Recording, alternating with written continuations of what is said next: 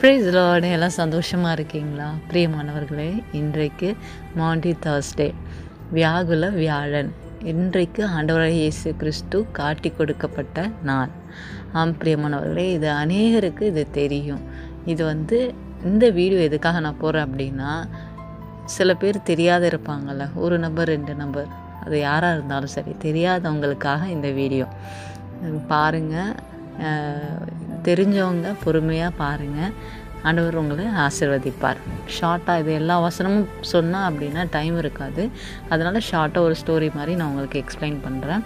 மத்தேயு எழுதின சுவிசேஷ புஸ்தகம் 26வது அதிகாரம் 26வது வசனத்திலிருந்து 29வது வசனம் வரைக்கும் பார்த்தோம் அப்படின்னா, ஆண்டவராக இயேசு கிறிஸ்து காட்டி கொடுக்கப்படுகிற முன்பாக என்ன நிகழ்வுகள்லாம் நடந்தது அப்படின்றத சொல்கிறேன். முதலாவது என்ன நடந்துச்சு அப்படின்னா, ஆண்டவர் போஜன பந்தியில் இருக்கும்போது அவர் அப்பத்தை எடுத்து சீஷர்கிட்ட கொடுத்து, இதை பிட்டு நீங்கள் வாங்கி புசியுங்கள், இது என்னுடைய சரீரம் அப்படின்னு சொல்கிறாரு. அடுத்த வசனம் என்ன சொல்கிறாருன்னா, ஒரு பாத்திரத்தை எடுத்து அதை சோத்திரம் பண்ணி அவர்களுக்கு கொடுத்து, நீங்கள் எல்லோரும் இதிலே பானம் பண்ணுங்கள்.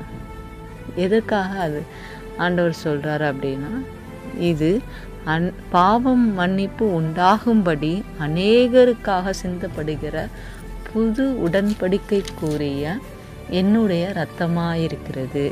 அதாவது இந்த பாத்திரத்தை எடுத்து சோத்திரம் பண்ணாரல்ல, அதை என்னவா கன்சிடர் பண்ணுறாருன்னா, இது என்னுடைய இரத்தம்.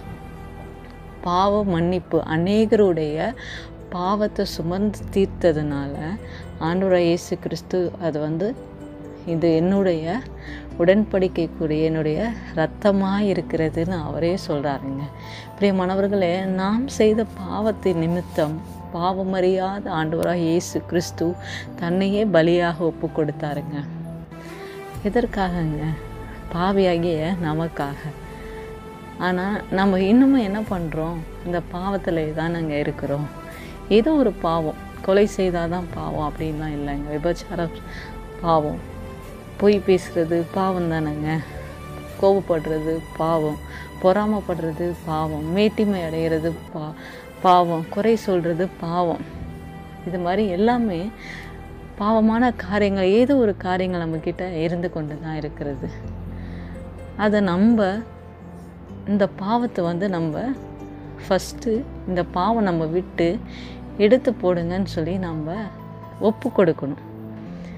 நான் பர்ஃபெக்ட் அப்படி நம்ம நினைக்கிறோம் அப்படின்னா நம்ம என்றைக்குமே மாற மாட்டோங்க. நம்ம என்ன பண்ணணும்? நம்ம இம்பர்ஃபெக்ட்ன்றதை ஒற்றுக்கொள்ளணும். அநேக நேரங்களில் நம்ம ஆர்கியூ பண்ணுறோம். இல்லைப்பா நான் கரெக்டுப்பா, நீ தான் தப்புன்னு சொல்கிறோம். நம்ம யாருன்னு நமக்கு நல்லா தெரியும். ஆமாம் தானேங்க? பிரியமானவர்களே, நாம் செய்த பாவத்தின் நிமித்தம் ஆண்டவராகிய இயேசு கிறிஸ்து தன்னையே ஜீவ பலியாக கொடுத்தார். அதை நினைத்து நம்ம ஒவ்வொரு நாளும், இன்றைக்கு மட்டும் இல்லைங்க, ஒவ்வொரு நாளும் ஆண்டவரே எனக்காக அல்லவா நீங்கள் அடிக்கப்பட்டீங்க, நான் செய்த பாவத்தின் நிமித்தம் அல்லவா நீங்கள் நொறுக்க சித்தமானீங்க, உமக்கு நன்றி. நான் இனி பாவம் செய்யாத உமக்கு பிரியமாய் நான் நடந்து, நீர் என்ன காரியம் என்னிடத்தில் விரும்புகிறீரோ அதையே நான் செய்கிறேன் அப்படின்னு நம்ம ஒப்பு கொடுக்கும்போது ஆண்டவர் மகிமையான காரியங்களை நம்மளை கொண்டு செய்வார். நமக்கு வருகிற காரியங்கள், சில எதிர்மறையான காரியங்கள் வரும்போது நம்ம சோர்ந்து போகிறோம். நம்ம எல்லாமே பர்ஃபெக்ட், ஆண்டவர் நம்மளை கைவிட்டாருன்னு சொல்லி ஆண்டவரே குறை சொல்லிட்டு இருக்கோம். ஆனால் நம்ம அந்த நேரத்தில் நம்ம தவறு நம்ம உணர்ந்து, ஆண்டவரே இந்த காரியம் ஒருவேளை என் பாவத்தின் நிமித்தம் வந்ததானே எனக்கு தெரியலப்பா, ஒருவேளை நீர் விரும்பாத காரியங்கள் என்னிடத்துல இருந்தால் அதை எடுத்து போட்டு என்னை சுத்திகரிங்க அப்படின்னு சொல்லி நம்ம அறிக்கை செய்யும்போது ஆண்டவர் நம்மை சுத்திகரிக்க அவர் வல்லவராக இருக்கிறாருங்க. அதனால் நம்ம சோர்ந்து போகாத, ஆண்டவர் நமக்காக ஜீவபலி ஆனார்ல, ஒவ்வொரு நாளும் நம்ம நினைத்த ஆண்டவருக்கு நன்றி சொல்லி இனி நம்ம பாவம் செய்யாதபடி நம்ம பாதுகாத்து கொள்ளலாம். அதற்கு நம்ம என்ன பண்ணணும்? டெய்லியும் நம்ம ப்ரேயர் பண்ணணும். சிஸ்டர் டெய்லியெலாம் எப்படி சிஸ்டர்ன்றீங்களா? உங்கள் போகும்போது வரும்போது ஒரு இடத்துல உட்காந்து நம்ம ப்ரேயர் பண்ணணும் அப்படின்னு இல்லைங்க. நடக்கும்போது, போகும்போது, வரும்போது, ட்ராவல் பண்ணும்போது, ஆண்டவரே இந்த பாவம் நான் செய்துட்டேன்னா உங்களுக்குள்ளே பேசுங்க. நீங்கள் ஒரு தவறு செய்யும்போது ஒருத்தவங்களுக்கு விரோதமாக நீங்கள் பேசும்போது உங்கள் மனசாட்சி உங்களை குற்றப்படுத்தும், நீங்கள் பண்ணுறது தப்புன்னு. நாம் என்ன பண்ணுவோம்? காதில் வாங்காத மாதிரி, இல்லை நம்ம கரெக்டு, அவள் தான் தப்பு அப்படின்னு நம்ம நினைப்போம். ஆமாம் தானேங்க. எத்தனை பேர் இந்த சூழ்நிலையை நீங்கள் மேற்கொண்டிருப்பீங்க? கண்டிப்பாக எல்லோரும் இந்த மாதிரி சூழ்நிலையை நம்ம எக்ஸ்பீரியன்ஸ் பண்ணியிருப்போம். ஆமாம் தானேங்க. அதனால் இது மாதிரி சூழ்நிலைகள் வரும்போது நம்ம சரண்டர் ஆகும். ஆண்டவரே தப்பு என்ன மன்னிங்கப்பா. அந்த நேரத்துலேயே நம்ம ஒப்புரவு ஆகிடும் ஆண்டவரோடு கூட. அப்போது நம்ம ஃப்ரீயாக ஃபீல் பண்ணுவோம். கரெக்டு தானேங்க. ஆண்டவர் நமக்காக சிந்தின ரத்தம் ஒருபோதும் வீணாகக்கூடாதுங்க. அதனால் எப்பொழுதும் ஆண்டவருக்கு பிரியமான பிள்ளையாக நம்ம இருக்க கற்றுக்கூடாது. அதுதான் நம்ம ஆண்டவருக்கு நம்ம செய்கிற பலி. கரெக்டு தானாங்க. சாக்ரிஃபைஸ். ஆண்டவர் நமக்காக சாக்ரிஃபைஸ் பண்ணியிருக்கும் போது நம்ம எதுக்காக பண்ணார்? நம்ம இனி பாவம் செய்யக்கூடாதுன்னு தானேங்க. அப்போது நம்ம இனி பாவம் செய்யாதபடிக்கு நம்மளால் முடியாது. அதனால் நம்ம ஆண்டவர்கிட்ட ஹெல்ப் கேட்போம். ஆண்டவரே நீங்கள் எனக்கு உதவி செய்யுங்கப்பா, நான் இந்த உலகத்தை ஜெயிக்கணும். கரைத்திரை அற்றவளாய் வாழ்கிற ஒரே ஒரு வாழ்க்கை, கரைத்திரை அற்றவளாய் நான் வாழ வேண்டும் அப்பா அப்படின்னு நம்ம ஒப்பு கொடுக்கும்போது ஆண்டவர் பெரிய காரியங்கள் நம்மளை கொண்டு செய்வார். பிரியமானவர்களே, ரெண்டாவது நிகழ்வு என்ன நடக்குது அப்படின்னா, ஆண்டவராகிய இயேசு கிறிஸ்து தன்னுடைய சீஷர்களின் கால்களை கழுவி நமக்கு ஒரு முன்மாதிரியை வைத்து சென்றார். ஆண்டவராகிய இயேசு கிறிஸ்து அவர் ஒரு பாத்திரத்தை தண்ணீர் வார்த்து தன்னுடைய சீஷருடைய கால்களை எல்லாம் கழுவினாருங்க. கழுவிட்டு கால்களை எல்லாம் அதை வைத்து துடைத்தார் என்று நம் வேதத்தில் வாசிக்கிறோம். எதற்காக இதை செய்தார்? ஆண்டவர் செய்யணும்னு ஏதாவது இருக்கா?